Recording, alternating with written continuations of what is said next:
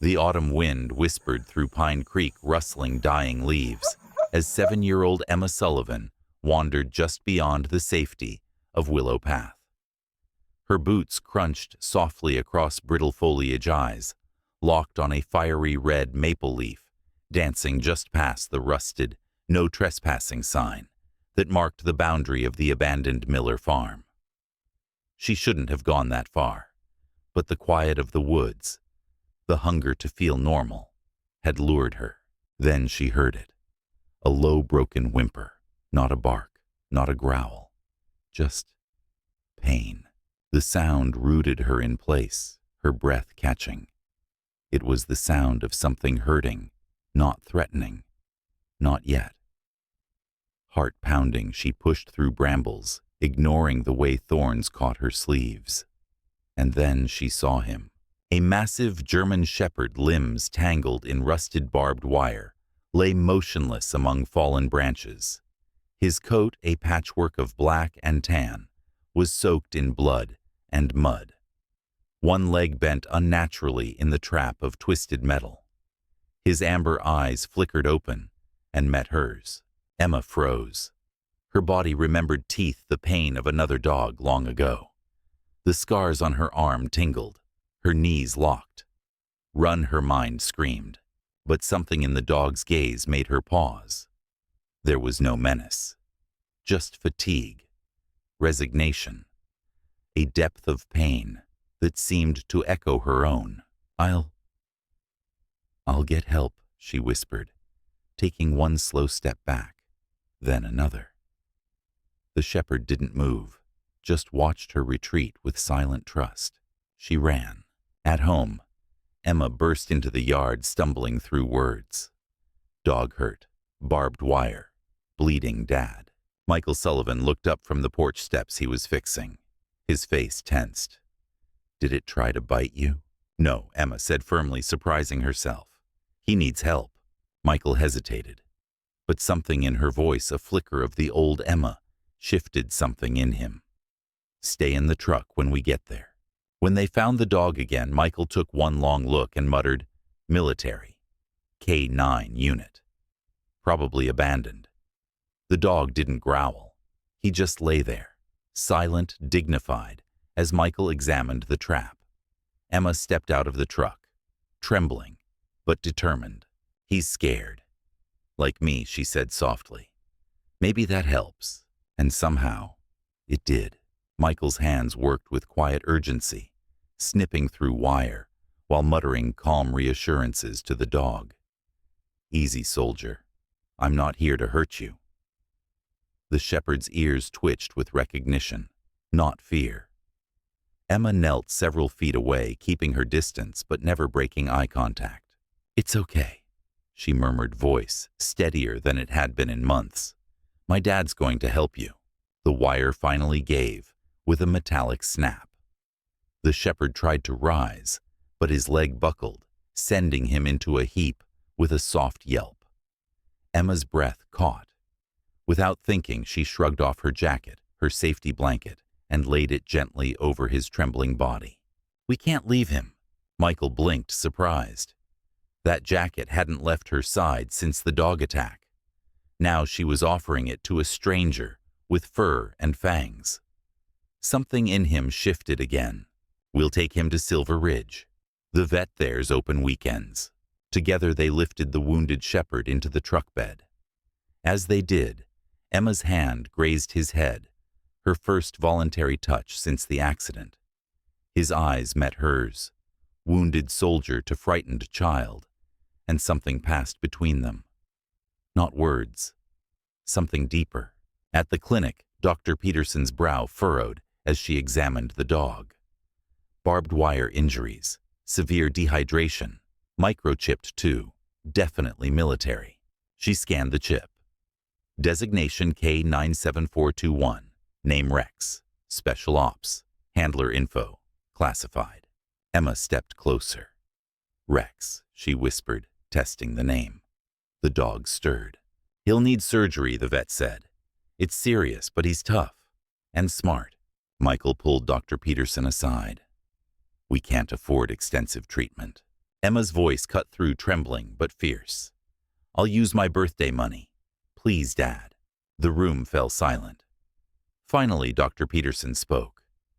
"Let's get him stable. I'll make some calls. There may be veteran programs that help with service dogs." As they left the clinic, tension lingered. But Emma didn't let go of hope. When Michael said, "Don't count on bringing him home," she simply nodded, her jaw set, with quiet resolve. And for the first time in 2 years, Michael Sullivan realized she wasn't scared anymore. By Monday morning, the story had spread like wildfire. Emma Sullivan rescued a war dog, the locals whispered, each retelling more embroidered than the last. Some praised her. Others doubted the wisdom of saving a trained military animal. In Pine Creek, even second graders had opinions. "My dad says military dogs are dangerous," Billy Parker announced during morning circle. "They're trained to attack people." "That's not true," Emma said quietly, but clearly. The words surprised her. They surprised everyone. Ms. Wilson intervened, explaining how disciplined these dogs were. But lunch brought no comfort. Emma sat alone again, the lines between dog lovers and stray haters, drawn even among children. That afternoon, Michael drove her to Silver Ridge. Dr. Peterson greeted them with cautious optimism. The surgery went well. "But there's more you should know." Inside her office, she explained Rex had been discharged 6 months ago after an unspecified field incident. Assigned to civilian rehab under Sergeant James Cooper, he was reported missing 3 weeks ago. The scars, some new, some old, told a darker story. "These wounds aren't all from the wire," she said. "Some suggest repeated trauma. Harsh methods." Emma listened intently. "Someone hurt Rex. On purpose." "I'm afraid so." Michael's jaw tightened. He knew what it meant when a soldier's trust was betrayed, especially by their handler. When they finally entered the recovery room, Rex lifted his head. A soft whine escaped recognition. Emma took a cautious step forward. "Rex, do you remember me?" His tail moved, weak but unmistakable. A slow, deliberate wag. Dr. Peterson watched, stunned. "That's rare. They're trained to bond with one handler only." Michael saw it too. Something unspoken connected them, a thread of shared pain, mutual recognition. Both carried invisible wounds. Both were learning to trust again. As they left, Dr. Peterson pulled Michael aside. "The military will evaluate him soon. If they deem him unfit for duty, he may be retired. Or reassigned." Michael nodded grimly. Emma's hand found his. "We could help each other," she whispered. "Me and Rex." And Michael, despite all his doubts, began to wonder if she was right. The next 2 weeks settled into a rhythm that neither Emma nor Michael could have imagined months earlier. Each day after school, they drove to Silver Ridge. Dr. Peterson, breaking quiet rules, allowed Emma to sit near Rex's kennel. "There's something special here," she said. At first, Emma kept her distance, reading storybooks aloud, while Rex lay still, his ears twitching at familiar rhythms. But by the end of the first week, she sat just outside the bars. By the second, she extended her fingers. When Rex touched them, warm nose to trembling hand, Michael wiped his eyes behind folded arms. It was the first time he'd seen his daughter make physical contact with a dog since the attack. "Healing faster than expected," Dr. Peterson noted. "But it's not just biology. It's her." Rex began responding more each day.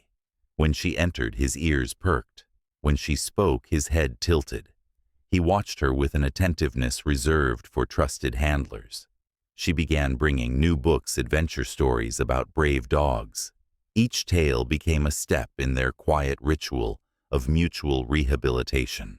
"He's different with her," Dr. Peterson said to Michael. "Gentler, quieter." "She's different with him too," Michael replied. Still, uncertainty loomed. The military evaluation officer was due to arrive. Michael didn't say it aloud, but Emma knew this might not last. She didn't speak of it, but her eyes watched every interaction with deeper intensity. One evening, as Michael tucked her into bed, she whispered the question he'd been dreading. What if they take Rex away? They'll evaluate. If he can't serve, he'll be placed somewhere safe. But what if they send him back? To the man who hurt him. Michael hesitated. Dr. Peterson documented everything. They'll consider it. Emma was silent a long time. Then softly, I'm not scared of him anymore. I thought I'd always be scared of dogs. But Rex is different. He looked at her nightstand. Her nightlight, once always on, had stayed off for days now. You're different too, he said. Braver than you realize. The day Lieutenant Jessica Martinez arrived, the air inside the clinic changed. Compact, composed, and sharp-eyed, she crouched beside Rex's kennel, not to inspect him, but to meet Emma's gaze directly. So you're the girl who saved our soldier. Emma nodded, her voice quiet, but clear, as she recounted the day in the woods, the barbed wire, the bleeding, the decision to stay. Rex, now able to stand with minimal strain, remained still, but alert, his gaze fixed on Emma. As she spoke, his tail gave a subtle flick, more than recognition. Devotion. Martinez watched with a veteran's eye. That's unusual, she murmured. He's bonded with her. After nearly an hour of observation, Emma reading Rex, listening attentively, the lieutenant pulled Michael and Dr. Peterson aside. Sergeant Cooper is under investigation, she said flatly. Your report confirms what others have said. Abuse. He's been suspended. Michael absorbed the words with a grim nod. So what happens to Rex? Technically, he's still military property, Martinez replied. But, given the circumstances, we're initiating adoption procedures. Michael blinked. Adoption. Former handlers get first claim. But that's off the table. Her voice turned sharper. Next in line are law enforcement, then qualified civilian homes, especially military veterans. Her gaze settled on him. Former Army Ranger, K-9 experience, and a daughter who just gave a presentation on working dogs. Michael hesitated, caught off guard. Dr. Peterson smiled softly. They're a fit lieutenant. You've seen it. A sudden commotion broke their conversation. At the clinic's front door, a broad-shouldered man peered in through the glass. Rex shot to his feet, barking sharply. Cooper Martinez growled, stepping forward instinctively, hand reaching for a sidearm she wasn't wearing. He vanished moments later, but the damage lingered. Emma, shaking, Rex braced at the kennel gate, body tense and protective.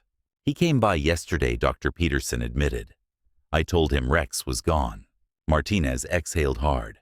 We'll accelerate the placement. He's not safe here. That evening at the dinner table, Michael studied his daughter's downcast eyes. Would you be okay if Rex stayed with us while we finalize the paperwork? Emma dropped her fork. Really? Temporary for now, but with rules. Rex isn't a pet. He's a soldier. Emma smiled, solemn. Like you were. And soldiers protect each other. Bringing Rex home changed everything. Michael cleared the covered porch, laying down blankets and supplies, setting up a quiet place where Rex could rest, while still keeping watch over their yard. It was a compromise discipline, for the dog, peace of mind, for the father. But lines quickly blurred. By the third day, Rex had his own corner in the living room, watching Emma do her homework with quiet vigilance. By the fifth, he was in her room, supervised, listening, as she read from her growing collection of dog-centered adventures. Emma began to change too. She walked taller, smiled more. Her steps were no longer hesitant, but steady. Neighbors watched with quiet disbelief as the little girl who once crossed the street to avoid a chihuahua now strolled down Main Street with a 90-pound German Shepherd at her side. Her nightmares, once nightly, became rare. And at school, Emma raised her hand in class. She even sat with others at lunch. Not everyone was comfortable. Billy Parker's father crossed the street when he saw them coming. A few parents called. The school concerned Emma was talking about her military dog too much. The town mayor himself dropped by unannounced. Michael greeted him on the porch. "Mayor Thompson, I just wanted to check in. With the festival coming up, public safety is a concern." Michael nodded, patient. He's trained, not wild, actually helping Emma overcome her fear. The mayor's eyes shifted to the dog at Emma's side, lying calmly, unmoving, even with a stranger present. "Dad," Emma said softly, stepping forward. "Can I show him?" Michael nodded once.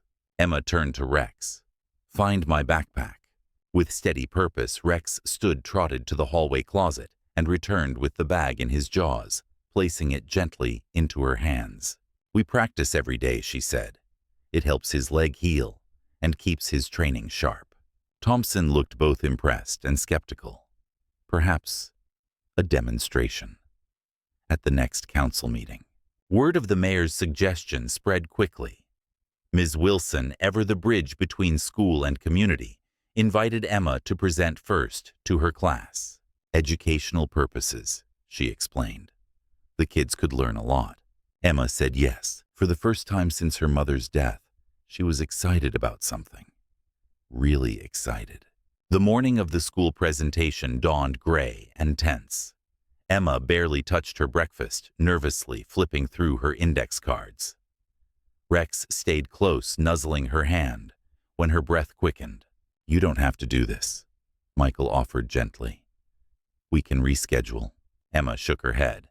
"Rex isn't scared, so I won't be either."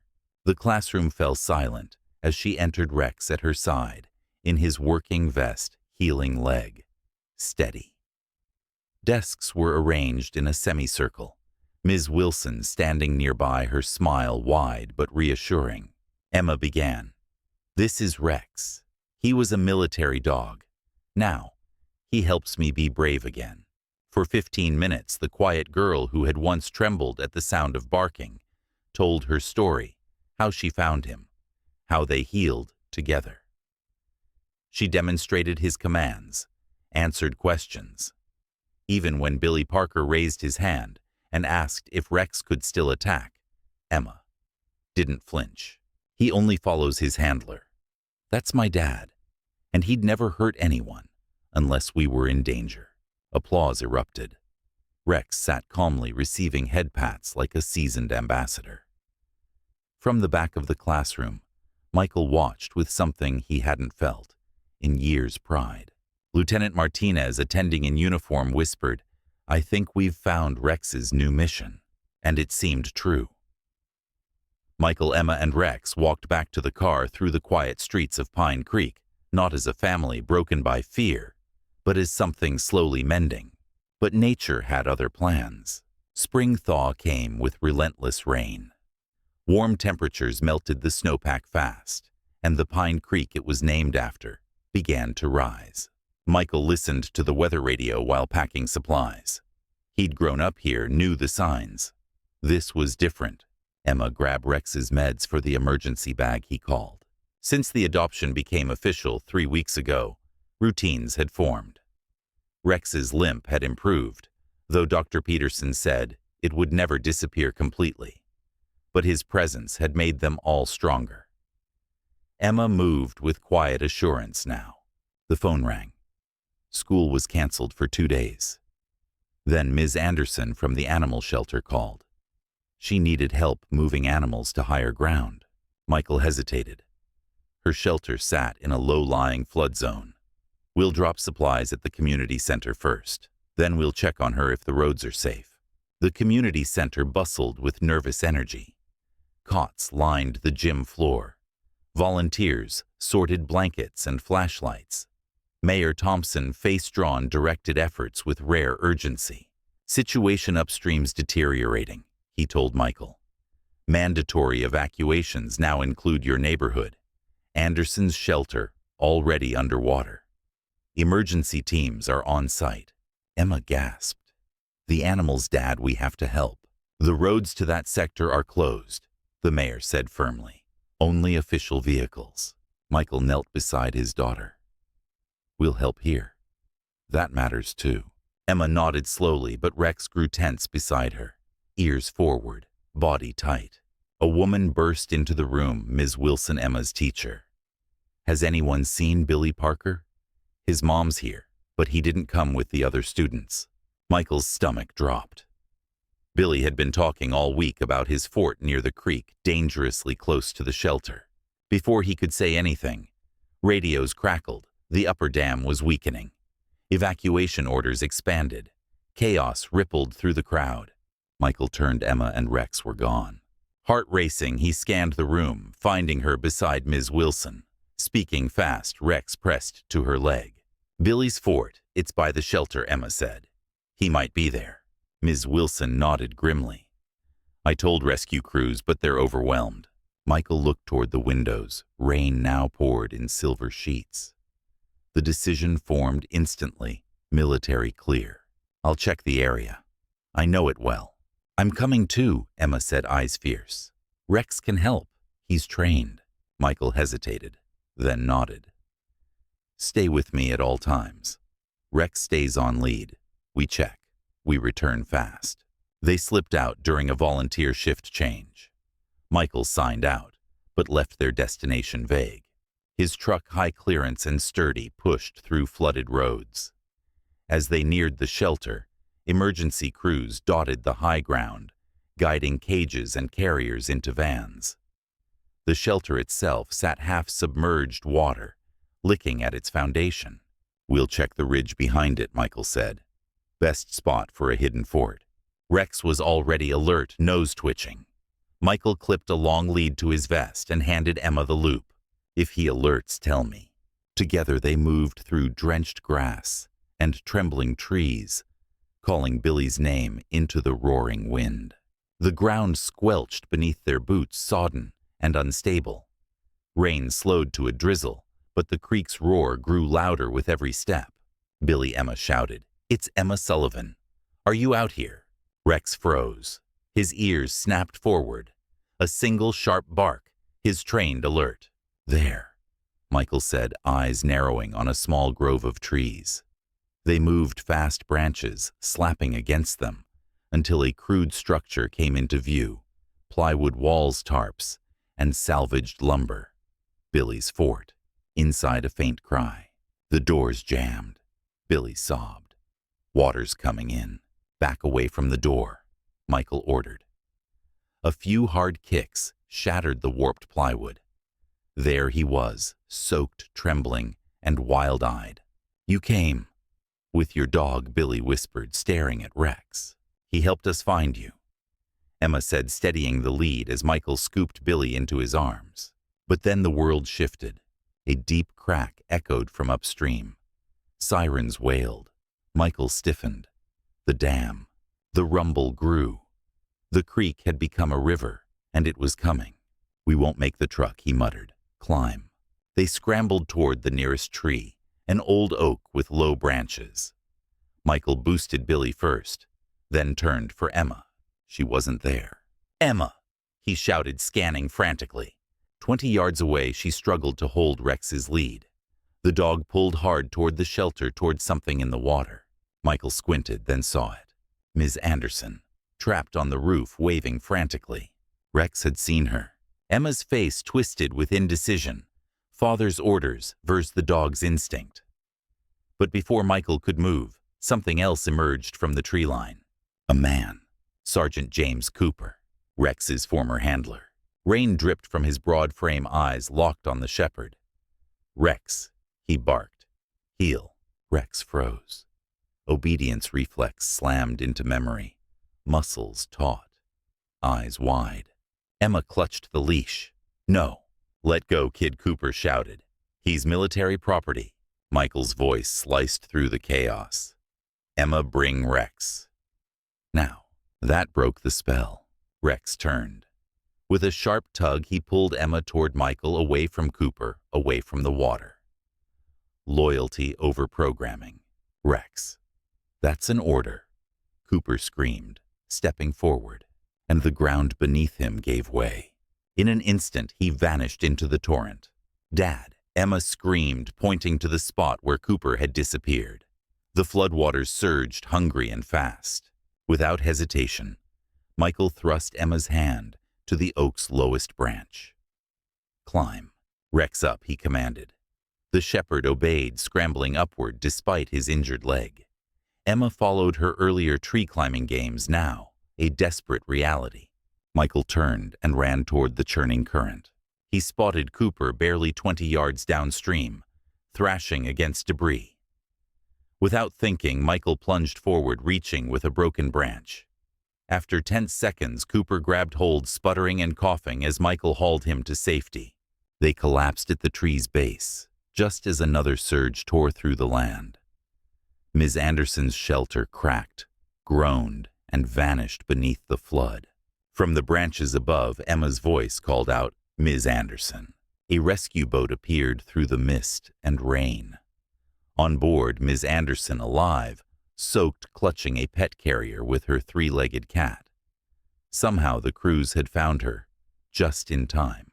The tree trembled as wind and water battered it, but for now, it held. Cooper sat in stunned silence. Billy clung to Emma, the earlier bravado washed away, and Rex, positioned protectively beside Emma, watched Cooper with wary eyes, but didn't move. Finally, Emma spoke. "Rex chose us," she said simply, her hand buried in damp fur. "He chose to save instead of hurt. Maybe that's what second chances are for." The rain seemed to pause just for a heartbeat. Then came the roar of rotors.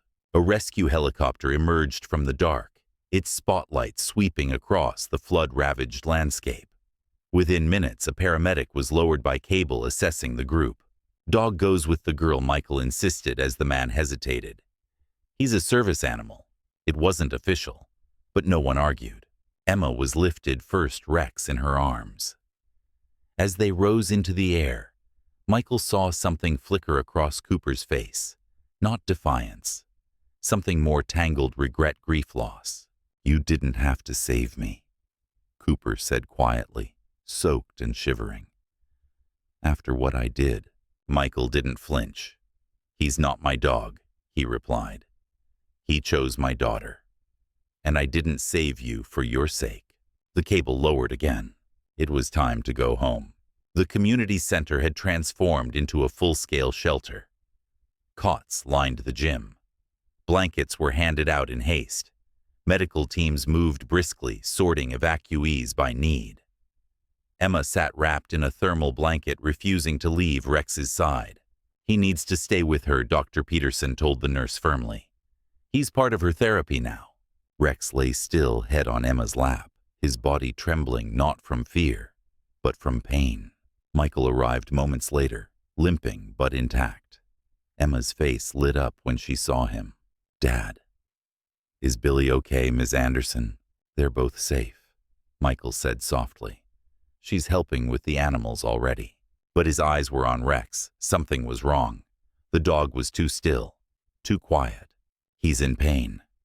Dr. Peterson confirmed, her hands moving gently along his side. "I'm worried about internal damage. The fall, the stress." Then it happened. Rex let out a faint whimper and collapsed onto his side, shaking uncontrollably. "Rex," Emma cried, dropping to her knees. Dr. Peterson acted fast, arranging for an emergency vehicle to take Rex to her clinic in Silver Ridge. "We'll stabilize him there," she said. "That's all I can promise." Before they could leave, 2 military police officers arrived, tall, grim-faced, scanning the room. Their eyes landed on Cooper, who sat alone, head lowered. They approached quietly, but firmly. "He's being taken into custody," Dr. Peterson told Michael. "The investigation uncovered other violations. Rex wasn't the only one." Emma, focused entirely on Rex, suddenly stiffened. "Dad." Rex is shaking. The shepherd's eyes were wide locked on the MP's. He knew the uniforms, knew what they meant. "It's trauma," Dr. Peterson said, visibly concerned. "He associates that uniform with pain." They loaded him gently into the vehicle. Emma refused to let go of his paw. Michael rode with them, silence heavy. At the clinic, Rex was rushed into surgery. Time stretched. The waiting room clock ticked too loudly. Emma clung to Michael's arm, silent tears tracing her cheeks. Hours passed. Finally, Dr. Peterson emerged. Her scrubs stained her eyes tired. He made it through. Barely. He's strong, but it'll be a long recovery. Emma's small voice broke the quiet. Can I stay with him? Dr. Peterson smiled gently. Just for a little while. Emma sat beside Rex, her hand resting on his chest as it slowly rose and fell. You came back to me, she whispered, so I'll stay with you. Spring arrived in Pine Creek with the tentative softness of survival. The town was battered, but intact. The shelter was gone, but its animals had been rehomed or temporarily housed at the community center. Roads reopened. Power was restored. But something deeper had changed. Something in the way neighbors spoke to each other, in the way they now looked at the girl and her dog. Rex returned home 2 weeks after surgery, leg-bandaged, movements slow, but dignified. He no longer slept on the porch. Michael relented. The living room became his base of operations. At night, he curled beside Emma's bed like a sentry. Emma's healing was no longer fragile, it was foundational. She returned to school stronger. Her voice was clear. Her eyes met others. She spoke of Rex without shame. Her presentation was repeated this time by invitation at the town hall. Rex sat proudly beside her as she addressed the crowd. He's not just a dog, he's a soldier. He helped me find my bravery. When Mayor Thompson stood to speak, there was no trace of skepticism. The council recognizes the extraordinary bond between this family and this service dog. Effective immediately, Rex is granted honorary service status and full protection under town law. Applause rang out, sincere and loud. Afterward, Michael and Emma walked home side by side, Rex trotting slightly ahead, his gait still uneven, but purposeful. You know, Michael said, I never believed in fate. Just timing and training. Emma looked up at him. So what do you believe in now? Michael smiled. Second chances. As they reached their house, Rex paused, sniffed the breeze, then sat on the porch, alert, watchful. Home. That night, Emma fell asleep with one hand tangled in his fur. Outside, the creek flowed quietly, no longer swollen, no longer threatening, just steady. And in a small blue house on the edge of town, a wounded veteran, a recovering child, and a once-abandoned dog all found something they thought they'd lost forever: peace.